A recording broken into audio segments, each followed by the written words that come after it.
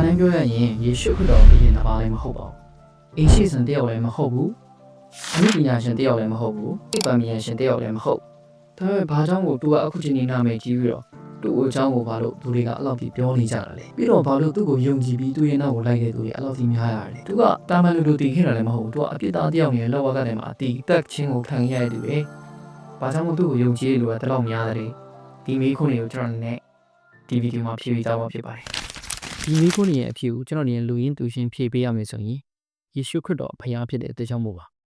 ယေရှုခရစ်တော်ရဲ့အကြောင်းကိုရေးသားထားတဲ့အကျမ်းလေးချမ်းဖြစ်တဲ့ရှမဿဲရှလုကာရှမာကုရှင်ယောဟန်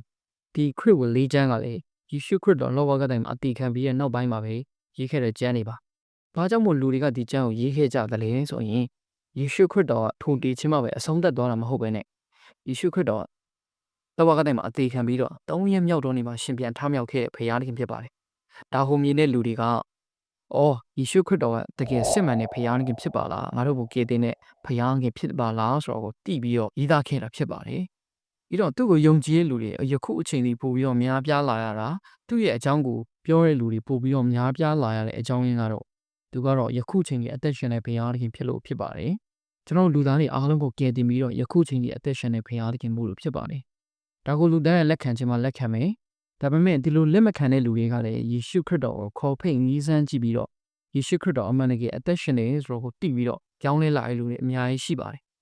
တကယ်လို့တင်ကအဲ့ဒီလူတွေကိုလည်းမယုံဘူးတင်ကကိုယ်တိုင်နီးစမ်းကြည့်ချင်တယ်ဆိုရင်လည်းနီးစမ်းကြည့်လို့ရပါတယ်ဘာလို့ဆိုသူကတင့်ကိုရောကျွန်တော်ကိုရောကယ်တင်ပြီးတော့ယခုချိန်ဒီအသက်ရှင်တဲ့ဘုရားသခင်ဖြစ်တဲ့ကြောင့်မို့တင်ရဲ့ခေါ်ခြင်းအတန်ပေါ်အစင်မြဲနားညောင်းနေတဲ့ဘုရားသခင်ဖြစ်တယ်ဒါကြောင့်မို့တင်ခေါ်ကြည့်ပါတကယ်လို့တင်ကယေရှုခရစ်တော်ကိုတင်ရဲ့ကယ်တင်ပိုင်ခြင်းဖြစ်လက်မခံနိုင်ဘူးအသက်ရှင်တဲ့ဘုရားသခင်ဖြစ်တယ်ဆိုတော့တင်ကမယုံဘူးဆိုရင်တင်ကိုယ်တိုင်ခေါ်ကြည့်ပါယေရှုခရစ်တော်တင်ကအမှန်တကယ်အသက်ရှင်တဲ့ဘုရားလားကျွန်တော်ကိုကယ်တင်တဲ့ဘုရားလားဒီလိုတင်ကအမှန်တကယ်အသက်ရှင်ပြီးတော့ကျွန်တော်ကိုကယ်တင်တဲ့ဘုရားဆိုရင်ကျွန်တော်ကိုတက်တည်ပြပါဆိုပြီးတော့ရိုးရိုးရှင်းရှင်းလေးပဲခေါ်ဖိတ်မြည်ဆန်းကြည့်လို့ရပါတယ်ဒါဆိုရင်ထိုဘုရားသခင်ယေရှုခရစ်တော်ကတင်ရဲ့ခေါ်ခြင်းတန်ကိုထူးပြီးတော့သူကအမှန်တကယ်တင်ကိုကယ်တင်နေဆိုတော့တက်တည်ပြပါလိမ့်မယ်ဆိုတော့ဒီဗီဒီယိုကတော့ဒီလောက်ပါပဲအားလုံးပါဘုရားသခင်အထူးကောင်းချီးပေးပါစေ